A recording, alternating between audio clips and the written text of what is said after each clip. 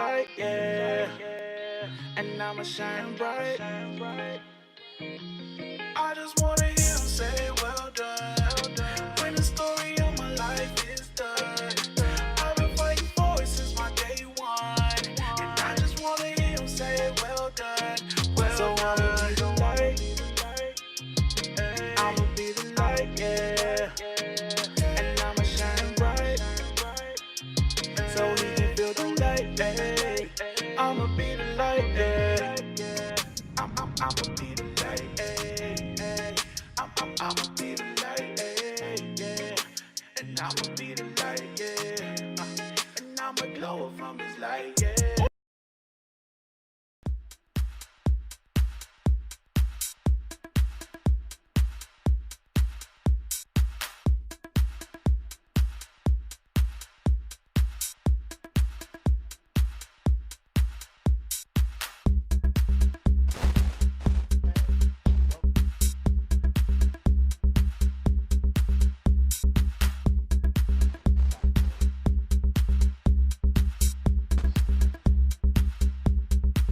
Check if your box is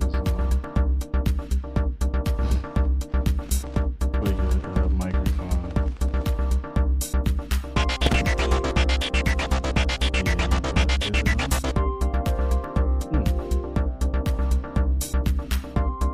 Alright, I just muted you. Okay, let's see here. How we doing there? There you go. All right. Let's get this party started. Welcome to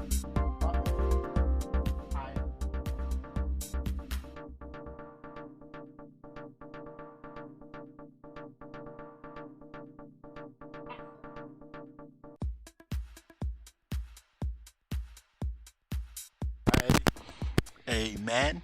No, this the one with the shortage. Okay. We got a little technical difficulty here, but we can work this thing. How we doing there? It's good. Okay, as long as we keep bumping there. All right. And so we want to get started. We want to get the show on the road. We're going to open up with a word of prayer. Father, we thank you. Lord, we give you praise, glory, and honor of Africa. And what is it? Snapchat somebody. However you do it, let them know that we're live here on the Adam 2 Locker Room Show. Hey, we got a lot planned today. We're going to talk some Bulls. We're going to talk some Bears. We're going to talk some NBA championship. We're going to talk some WNBA championship. We have a winner. Amen.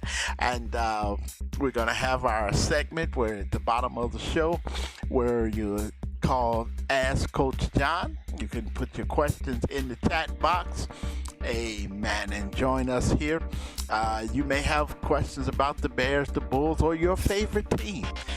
Feel free to ask about your favorite team as we talk about these different events. We're still in a pandemic, hallelujah. We're still dealing with civil unrest. We still have systemic racism and injustice going on. All these things are going on. But one thing we do know, that God sees and knows everything. He hears everything. Nothing gets past him. All right. So we're going to get started. And we're going to start off with the Chicago Bulls today because they've been making some moves. Billy Donovan, head coach of the Chicago Bulls, had a chance to listen to some conversation with him and Adam Amin, the Bulls reporter on Bulls TV. Amen. On NBA TV and the Bulls TV. Very interesting conversation as he talked about Mark Eversley and he talked about the general manager, who's the general manager there. He also talked about Arturas Kanasovas, hallelujah, who is EVP of basketball operations. Very interesting. We know that he came over from the Oklahoma City Thunder. And that was one of the things that we were saying. The Bulls need a head coach who has NBA experience and know the NBA game. And so he's been around basketball a long time in Kentucky, born in New York. East Coast, so he knows the East Coast, which is where the Bulls play on the East Coast there, and so he knows. He talked about how when the Oklahoma City Thunder came and played the Chicago Bulls, and how they were so decimated with injuries, and how they still was a team that played hard. Uh-huh, uh-huh. And so, what do you think about Billy Donovan being the head coach of the Chicago Bulls? Now we know he did a great job with the Oklahoma City Thunder, but he never got him a championship. What is your thoughts on that? Well, hopefully we could be the team where he takes the next step. Like you said, he did a good job in OKC. I guess now it's just to see if he can utilize talents that we have in Chicago and use them to their fullest potential. I hope he can. At this point, from all the coaching changes and stuff we've been through, I'm kind of at the let's wait and see phase.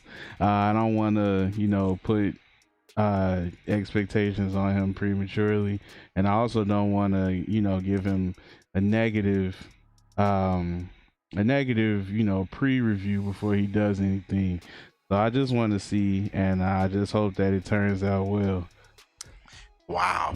And in listening to the conversation he had with Adam, it was very interesting. He mentioned some things that we have already known is necessary to be successful, because that's what Christians are. They are disciplined followers of Christ. And that was one of the big things that he talked about was discipline, and how in Oklahoma City, the discipline that Chris Paul had, and Russell Westbrook. And he talked about defense and how it starts with defense and how important that was. And so, as saints of God, we know discipline is so important, not just in basketball, but in your life. You have to be disciplined. And Christians are disciplined followers of Christ. And so they follow the doctrine of Christ, and they stay to the teachings of Christ. And not only do they stay to the teachings of Christ, but they also teach them. For he told us to go into all the world and baptize them and to teach them whatsoever he has taught his disciples. You see, and so when you start talking about discipline, Christians get excited being disciplined followers of Christ. That's true. And that's one of the things that he talked about, that if you don't have that, you're not going to be successful. And so I like that part there. And the other thing he talked about that we love so much is team. Yeah. He talked about how you have to play as a team, and always have to trust those that you're playing with. And so in listening to his conversation there, it sounds like an interesting challenge for the Bulls. You see. Now, while we're talking about the Bulls and these three guys, they got some very tough decisions to make, especially with the draft coming up. Yeah. And the rumors about trading with the Denver Nuggets. Yes, traded for Denver Nuggets, trading with the Denver Nuggets, and then there was a rumor a while about Zach LaVine going to the Minnesota Timberwolves again. Yeah, I heard about that. Or I heard it mentioned. Wow. And so with all of this going on, the draft coming up, and they have the 4th pick in the draft. So do you think they should keep that 4th pick, or do you think they should trade it away and try to get some veteran guys in here? Maybe. I would say if it's a guarantee, like a good veteran player, somebody who can not only play and produce, but also be like that veteran voice in the locker room, that's cool. I wouldn't have a problem with it. But if you can't find a player like that, like if you, I would not trade my fourth pick for a guy who's just going to be a voice in the locker room, because you need production on the court too, especially with how the Bulls have been these last few years. It's like there's only so much. Well, I mean, if they're patient enough, but at this point, the fans want to see more than just some excitement, but it ends up in the L. And I'm pretty sure everybody is tired of losing, and so yeah. So I mean, if you can get a good veteran to mentor the younger guys and show it an example in game and produce, then yeah. Otherwise, keep the pick, scout your players correctly, and just get somebody that we can groom and somebody that we can grow with the team. Okay, yeah. But one of the things he mentioned during that interview also was two-way players and being able to guard the pick and roll, which absolutely killed the Bulls last season. It surely does. With that, trading away the number 4 pick and packaging maybe Zach LaVine with it to get Giannis. What do you think about that? Does that sound like a good idea? I wouldn't want to. I wouldn't want to get rid of Zach LaVine only because right now he's our best player. But Giannis is also a good addition. But I think if you get rid of Zach and get Giannis, then you kind of just got rid of one player to get the same type of player, which I only say that in the sense that Giannis and Zach are players that put pressure on the defense, and they're high level players, and they cause defenses to have to cater to them. The only problem is it's better to have two of those players on your team than just one, because as we saw in the playoffs, if you just got one guy that scares you, you just take care of him first, and then everybody else just falls apart. And unfortunately, if we get rid of Zach and then get Giannis, then instead of just being aware of Zach, teams are just prepare for Giannis, and then everybody else just kind of, hopefully they'll pick up the slack, but it's not guaranteed because these guys aren't they're role players, and they're not aggressive role players all the time. So I think that if we could keep Zach and get Giannis, that would be a good idea. If we can't, I don't know. I mean, that just means the team will have to pick up the slack, I guess. Wow. So if we can keep Zach, and what about packaging Kobe White with the 4th round Zach pick to get Giannis? I think that if we don't have a choice, that might be the better option. No offense to Kobe. Kobe White he's a great young guard, and I'm pretty sure he's going to develop. But right now, I don't think that he is a player that you prepare for on a nightly basis. Because he's like, sometimes he's not at that veteran status and where he's accustomed to everything. He's taking control of the game. He's still finding his way through. So if we don't have a choice, if I didn't have a choice, then yeah, I would package Kobe White in there before I package Zach. But ideally, I would like to keep all three of them because I always like that core of a guard, a combo guard, and then like a forward, and to make that like your nucleus and build around them. I would like to do that ideally if we could have Kobe, Zach, and Giannis as that 3-man unit, and then you put pieces in that help them at the what would that be, the 4 and 5, because they will run the 1, 2, 3, and then you can maybe Wendell Carter Jr. develops even more over the summer. Then you can get a 5, somebody that's dominant at the 5 or something like that, or develop one of your own. And I think that would be ideally the best thing to do. But And, yeah. you know, And we'll I see. would love to see our five down there around the basket and not shoot Yeah. 3 points.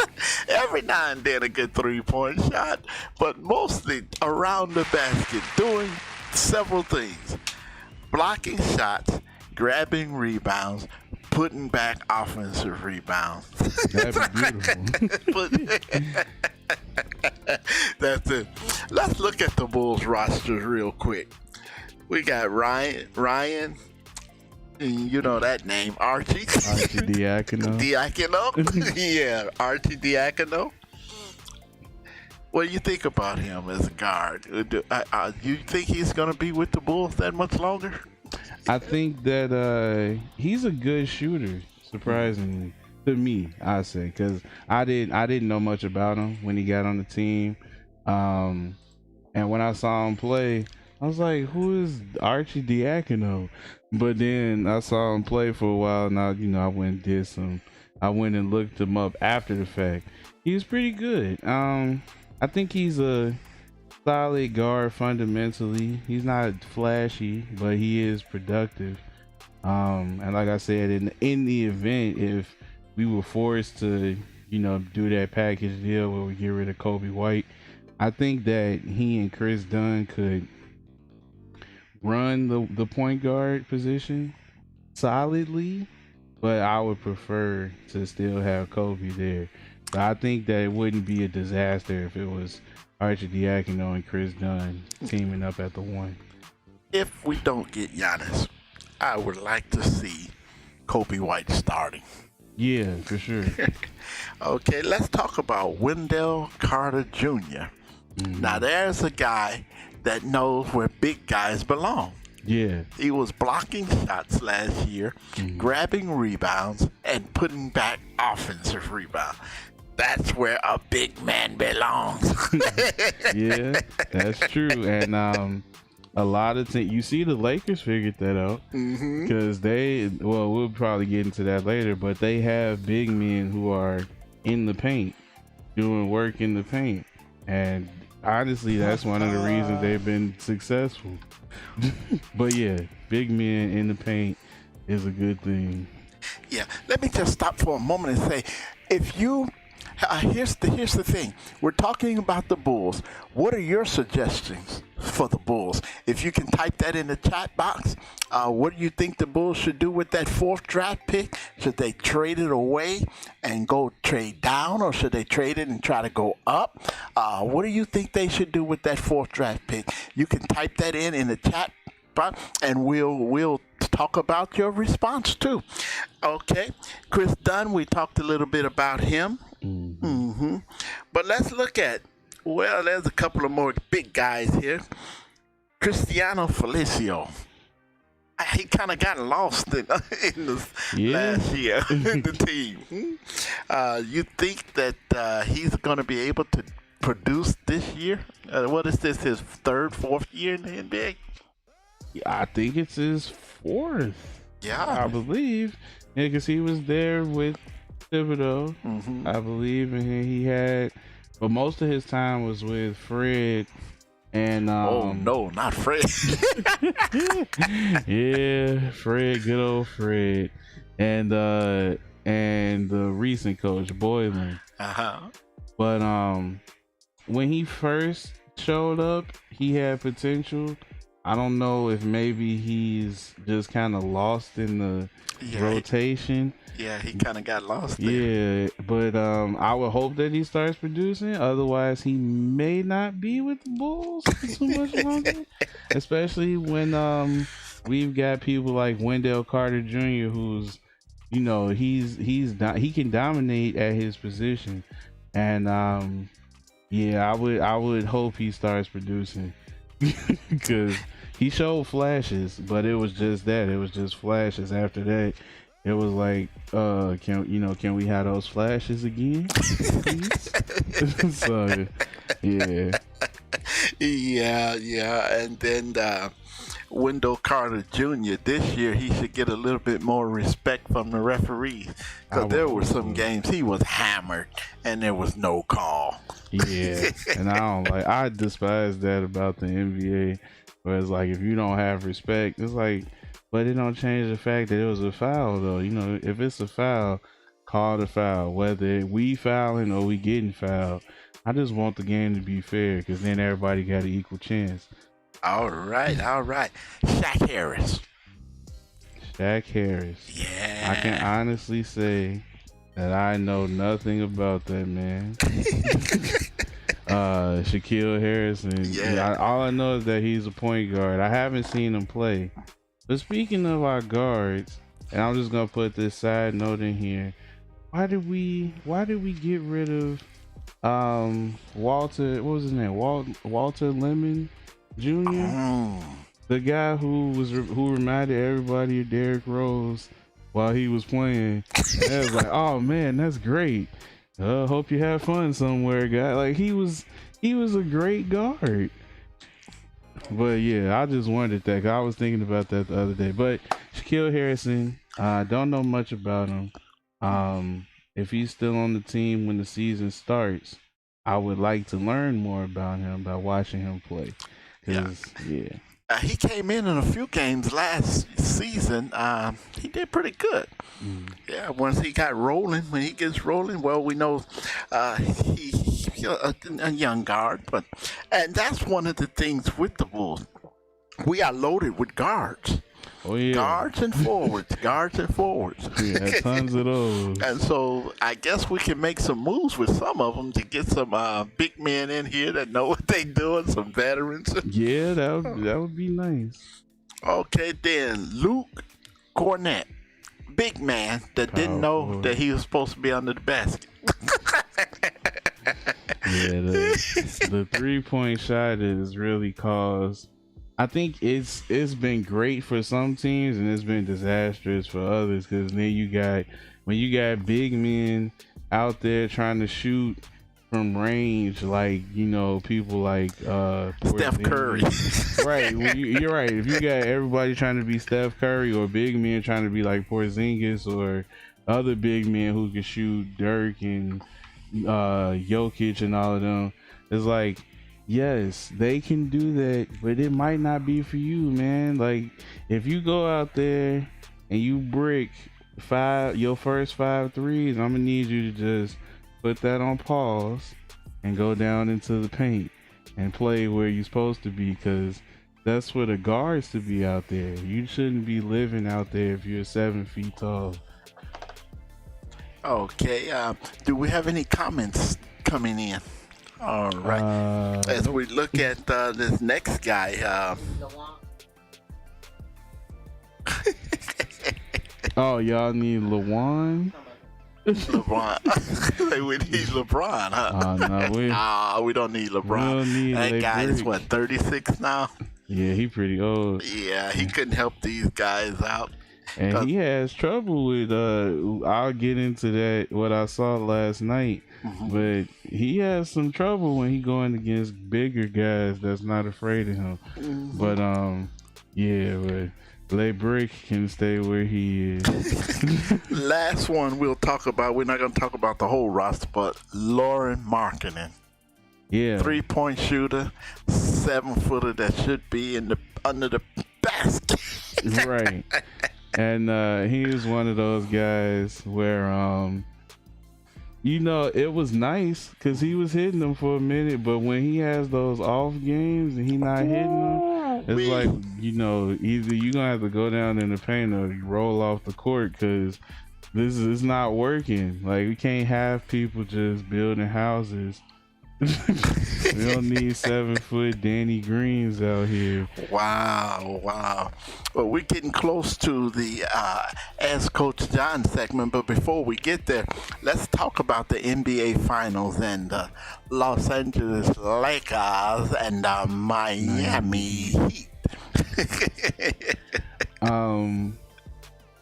Personally, I think that the Lakers, they escaped with that victory, because the Heat were giving them, they were like, in spite of the fact that they were holding the lead, they were just barely holding that lead.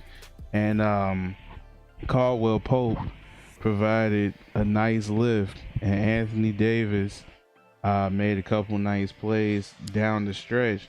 But before that, honestly, the Lakers should have lost that game because, you know, Caldwell Pope has been actually garbage for most of the year up until last night, where I think game 2, he was doing like he's had a couple flashes. But one thing I did notice was that Bam Adebayo was actually giving LeBron some frustrations, and he was standing up to him. He was challenging a lot of Bron's shots, which was causing him to get blocked by other players like Jimmy Butler, who was able to come in and swat a few of LeBron's shots away. And I think that the Heat are on the verge of figuring out how to stop the Lakers. The only problem is you got those guys who come alive randomly. It's like nobody was expecting Caldwell Pope to hit, you know, a couple threes and do stuff. And now a more offensively deficient Rondo is also an annoyance now, because it's like you playing him the pass, but now he's driving and hitting layups and hitting jumpers and all this stuff like that. And it's like, well, now we got to guard Rondo. We didn't have to do this before. Now you got to pay attention to Caldwell Pope. And another thing the Lakers need to watch out for is their own players, because Caruso and his flopping almost took AD out the game yesterday. Yeah, that was close. Right, he's like Rondo. But yeah, but I saw if they could have gotten just maybe like 1 or 2 stops earlier on and killed the Lakers' momentum a little bit, it would be 2-2 now, because they were close. They were within 3 up until like the last 2 minutes, and I think they only lost by 6. So Jimmy Butler needs to start shooting threes as well, because they were literally sagging off of him like 3 to 4 or 5 feet, and they were daring him to shoot it. And it's not like Jimmy Butler is Shaq. Like, he can shoot threes. He's not Shaquille O'Neal.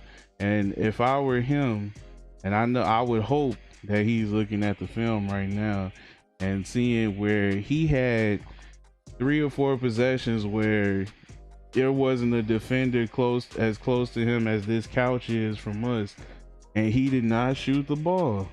He passed it, or he tried to drive, and it's like, we know you can finish at the rim, and yeah, you're supposed to put pressure on them, but when they're sinking into the paint and preparing for it, it's not pressure at that point. You just running into a wall, and you have to the best way to beat defenses is to force them to do one or the other. You got to make them come to you, and then you can drive. If you want to drive, take a couple shots. Even if you miss, if they're good misses, a smart defense would be like, okay, those were misses, but they were good ones. He gonna hit one of those eventually.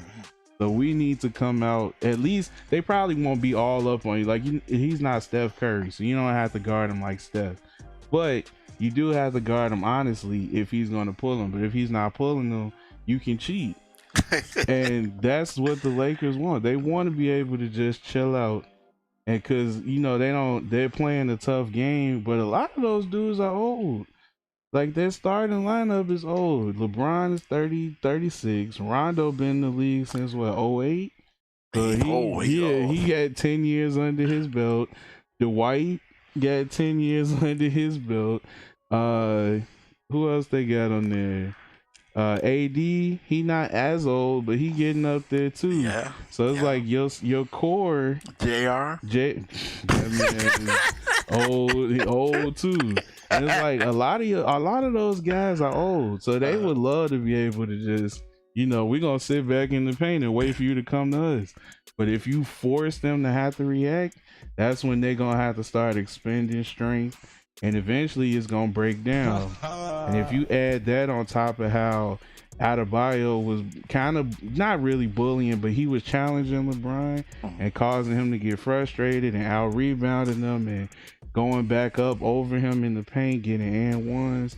When you put those two together, you up your chances, and I think that they need to do that.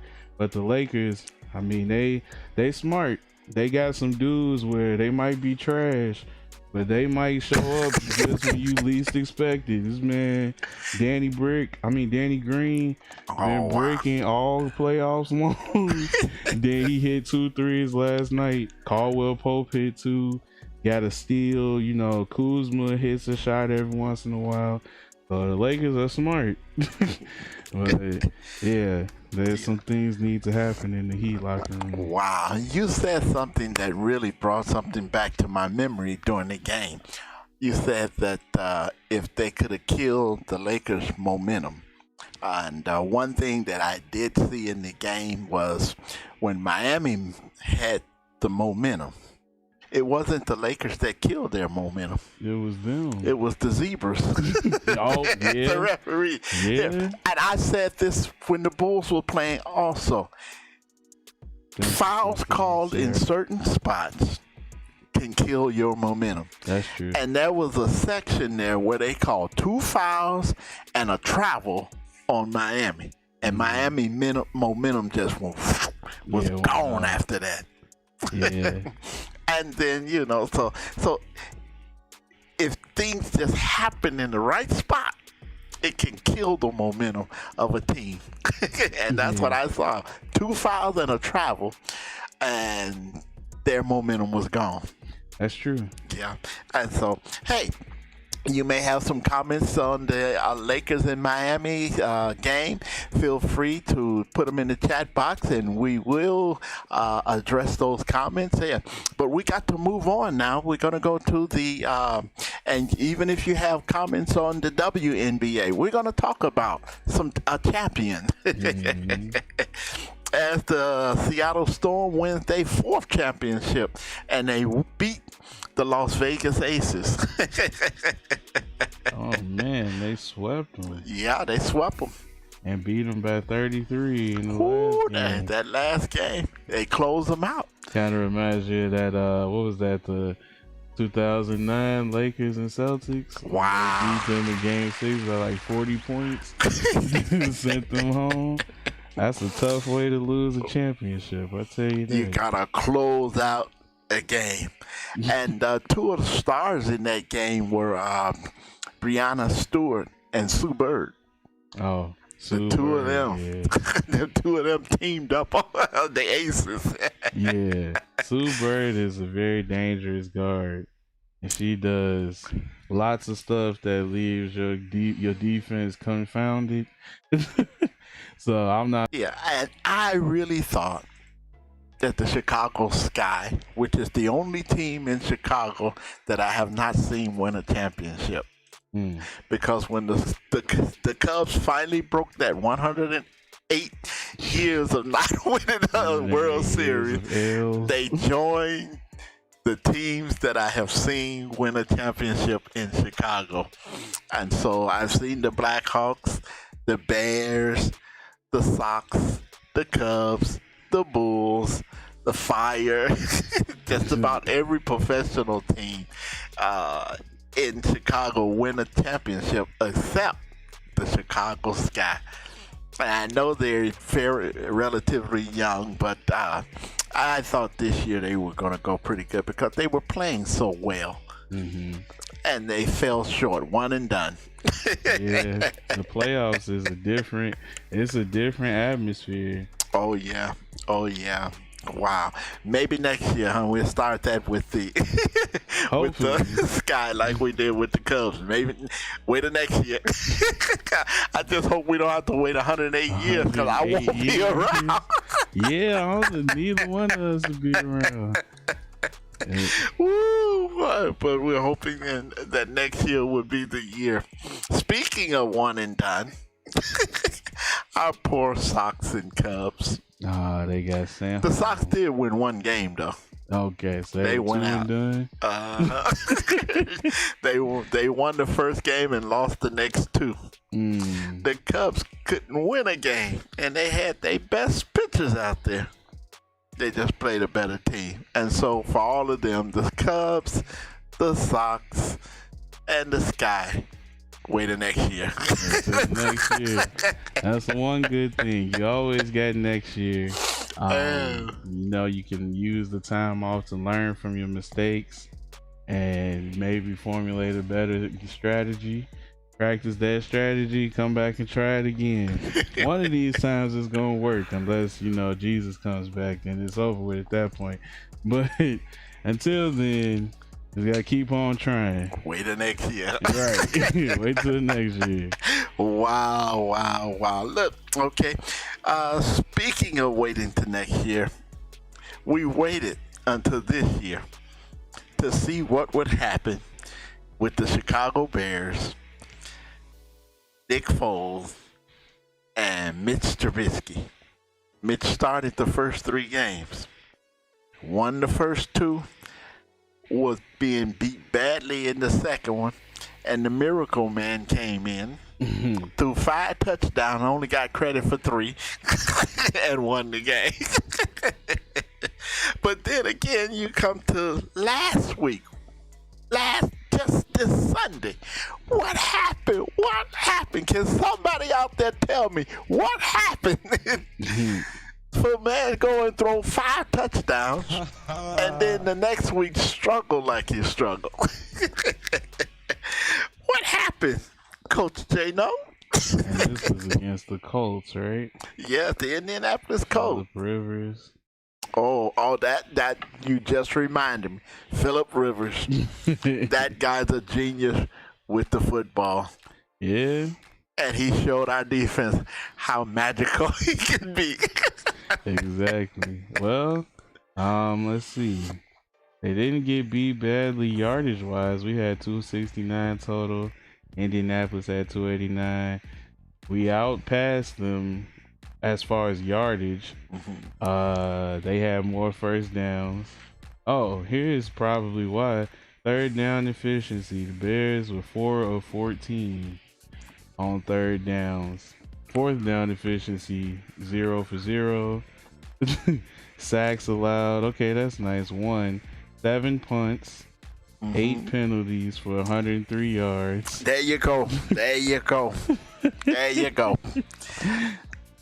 Go back to the top of the show. You gotta be a disciplined disciple. Yeah, you do. Because them penalties will shoot you in the foot every time. Yeah, because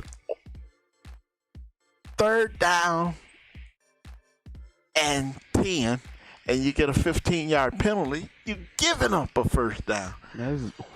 Fourth down and 2, you jump off sides, you're giving the first down. You're keeping the drive going. You're keeping the momentum going. You got to be able to get off the field and put your offense back on. Well, what was supposed to be an offense back on the field, because they struggled scoring on Sunday. Yeah, and I see we only had 28 rushing yards the entire game, and you can't be a one-trick pony in football. If you just throw the whole time, they're gonna figure that out. And if your rushing game is abysmal, then you probably will end up in stuff like this. The one good thing, I guess, is we only threw 1 interception, as opposed to in the past where we had like 2, 3, or 4. So that's a silver lining on this cumulonimbus cloud that we got. But yeah, that whole them penalties, man, they will destroy you every time. Yeah, and there is some hope, because what I saw out of Nick Foles is he wasn't overthrowing guys by 5 yards. He was hitting them on their fingertips, in their hands, and they were dropping the ball. If you get them a little bit more toward the center of their hand, maybe they can hold on to it. Yeah. But some of them balls should have been caught.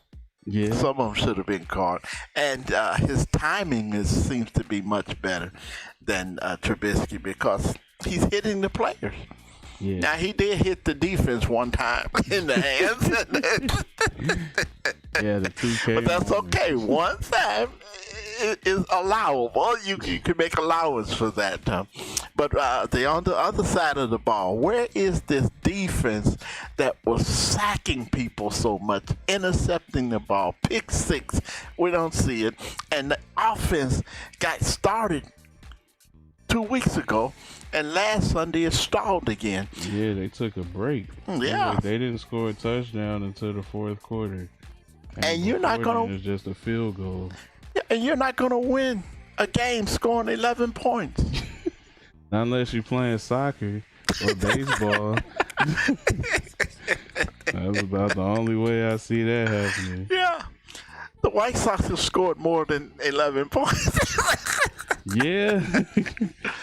Now, I'll give the defense credit because normally if you hold a team to between 17 and 23 points, you win the game.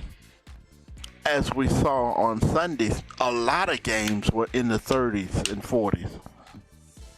But the Bears wasn't even close to 20.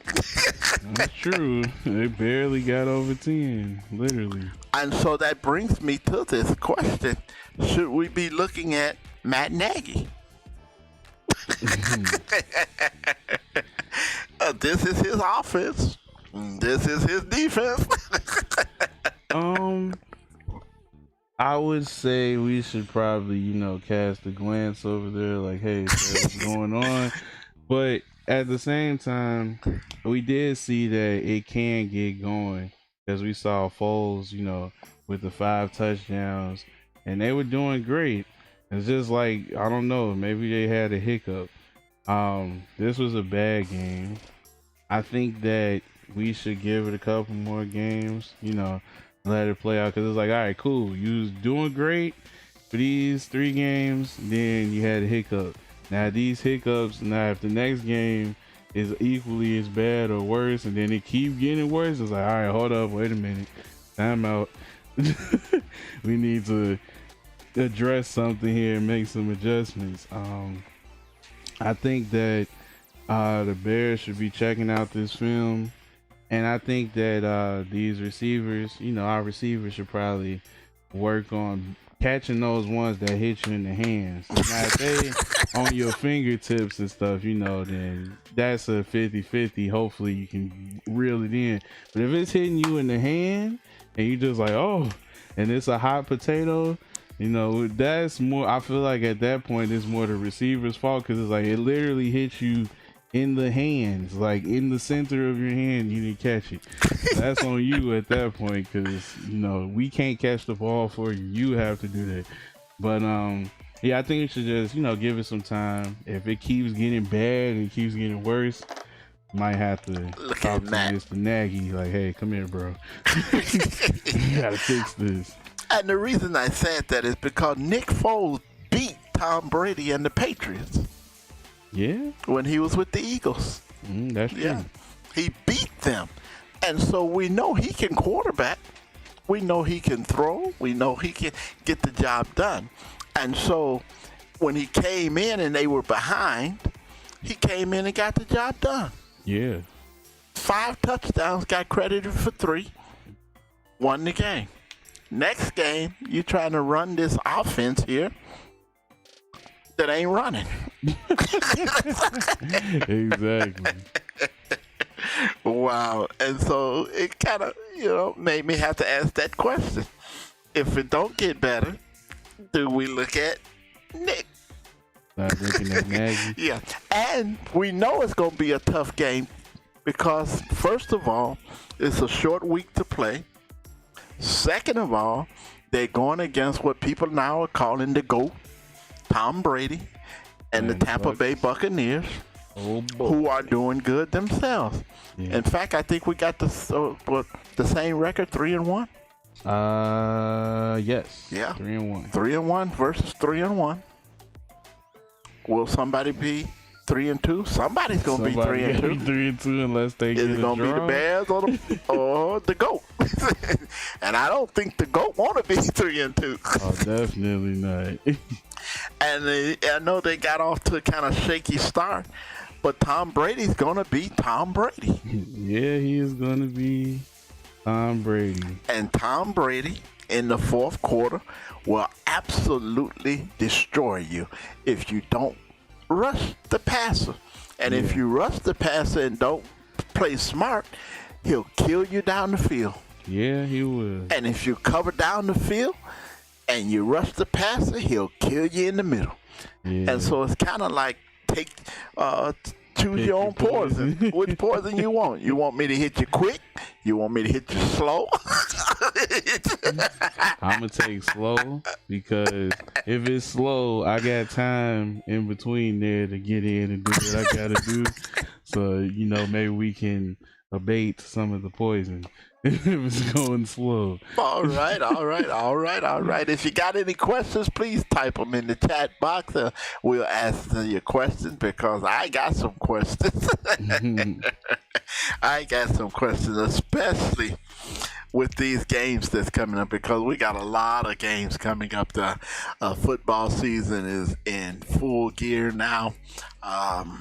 We got the Chicago Bears, one in that replaced that old. Yeah. Wow. And so Cam Newton, that guy's bad, but it's hard to play with backup. And see, that's what I'm saying. The same thing is happening with the Bears, because Trubisky won 2 games, went out. His replacement came in, won a game, and then lost the next one. That's just been the cycle each year. The first year he went out, the guy won the first game, lost the second game. Second year he went out, replacement quarterback came in, won the first game, lost the second game. This year, 3 quarterbacks. he's pulled out, win that game, and lose the next game. There's a track record going here. There's a cycle of stupidity. There's a sad cycle going on here. Section of error we can't afford. See, we should get 3 quarterbacks. Yeah. Trubisky wins 2, the backup win 1, and the backup win 1. Then you start over. Start so they can't over get to that again. second game. Yeah, we got to do something, because that cycle, we got to break that cycle. Yeah. You win 2, I win 1 and lose 1, and then you come back and see what you can do after that. Because we cannot finish 8-8 again this season. We just cannot do that, because Green Bay is not going to finish 8-8. Not at the rate they going. This rate they're gonna finish 16-0. They is not losing. No, Aaron Rodgers is back to being Aaron Rodgers. They made a change at the head coach. It took them a year to adjust to the new system, but Aaron Rodgers is being Aaron Rodgers because the head coach realized that Aaron Rodgers is Aaron Rodgers. And so I don't need to change Aaron Rodgers. I have a system. It's a good system, but I have Aaron Rodgers, who is Aaron Rodgers. Right. And so I'll play inside my system, but don't stop being you. Right. Do what you do inside my system, and we may not lose a game. Yeah, that's a good coach if he can make that type of discernment and that type of instruction to their players. Yeah, and saying that brings me back. It reminds me of what Donovan was saying. He was talking about the